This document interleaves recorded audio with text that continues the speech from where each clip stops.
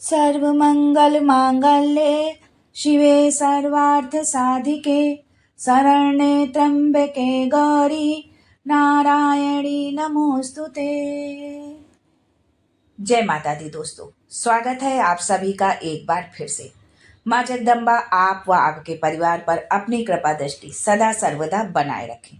दोस्तों, यदि आप अपनी लाइफ में नया कुछ सीखना चाहते हैं और हमारे चैनल पर पहली बार आए हैं तो चैनल को सब्सक्राइब करके बेल आइकन जरूर दबाइएगा ताकि आने वाला नॉलेजेबल वीडियो सबसे पहले आपको मिले। दोस्तों, नवरात्रि हिंदू धर्म का बेहद खास त्योहार माना जाता है। देश भर में ये त्योहार बहुत धूमधाम से मनाया जाता है।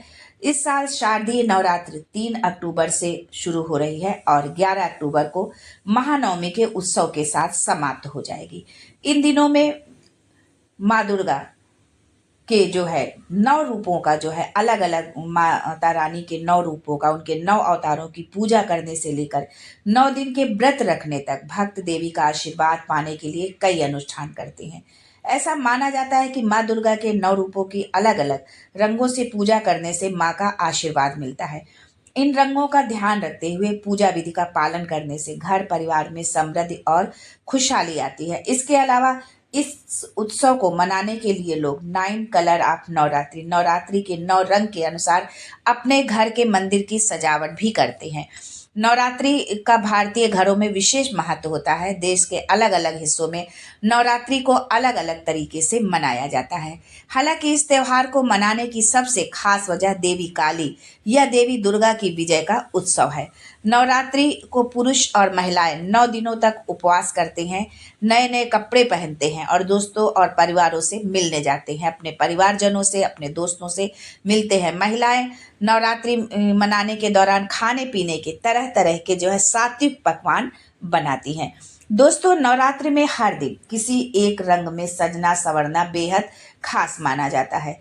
नवरात्रि के खत्म होने तक हर दिन इन 9 रंगों के कपड़े पहनने सहित अपने घर के मंदिर की सजावट के लिए इस थीम को रखना बहुत खास माना जाता है। इसलिए नवरात्रि पर अपने घर के मंदिर को सजाएं।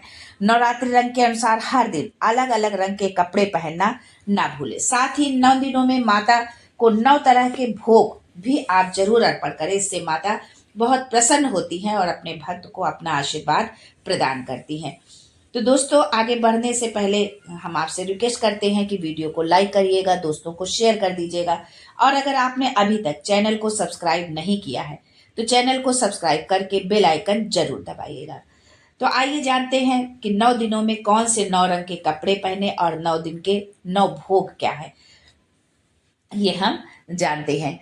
दोस्तों, नवरात्रि जो है में माँ का आगमन जो है इस बार डोली पे पालकी पर हो रहा है। इस बार जगत जननी माँ जगदम्बा जो है डोली पर सवार होकर के आएगी जो है, और ये जो है बहुत शुभ नहीं माना जा रहा। इसलिए हमारे जीवन के लिए, हमारे घर परिवार के लिए माँ का आगमन शुभ हो, इसके लिए ये कुछ खास बातें हैं, इनका आपको जरूर ध्यान रखना है कि माँ का आगमन, माँ की पूजा अर्चना, व्रत उपवास जो अनुष्ठान हम कर रहे हैं वो हमारे घर परिवार के लिए, हमारे पति के लिए, बच्चों के लिए वो बहुत ही शुभकारी हो जो है।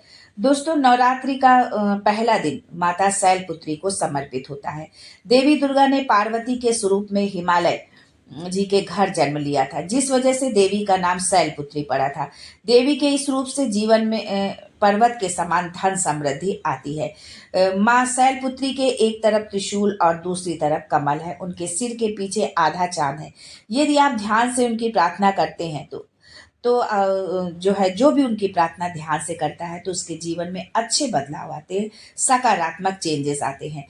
नवरात्रि के पहले दिन माँ शैलपुत्री की पूजा धन, रोजगार और निरोगी स्वास्थ्य पाने के लिए की जाती है। इस दिन नारंगी रंग के वस्त्र पहनकर आप माँ की पूजा करते हैं तो माँ धन के भंडार भर देती है। इस दिन पूजा के बाद माता के चरणों में गाय के घी का भोग लगाने से निरोगी काया का आशीर्वाद मिलता है। दूसरा दिन है माँ ब्रह्मचारिणी की पूजा जो है का। तो ब्रह्मचारिणी की पूजा जीवन में सफलता के लिए और सिद्धियां पाने के लिए की जाती है। माँ ब्रह्मचारिणी का अविवाहित रूप है। इनके एक तरफ पास कमंडल और दूसरी तरफ जयमाला है। माँ ब्रह्मचारिणी प्यार और बलिदान को दर्शाती हैं। इस दिन सफेद रंग के वस्त्र पहनकर माँ की पूजा करनी चाहिए और पूजा के बाद जो है शक्कर का भोग लगाने से सभी घर वालों की उम्र लंबी होती है, दीर्घायु मिलता है। माँ का तीसरा रूप चंद्र घंटा का है। माँ चंद्र घंटा बुरे कुकर्मों और पापों से मुक्ति दिलाती हैं। माता मस्तक पर अर्धचंद्र धारण करती हैं। इस दिन भूरे या ग्रे कलर के कपड़े पहनकर माता का पूजन करना चाहिए। ये रंग बुराई को नष्ट करके दृढ़ संकल्प को जगाता है।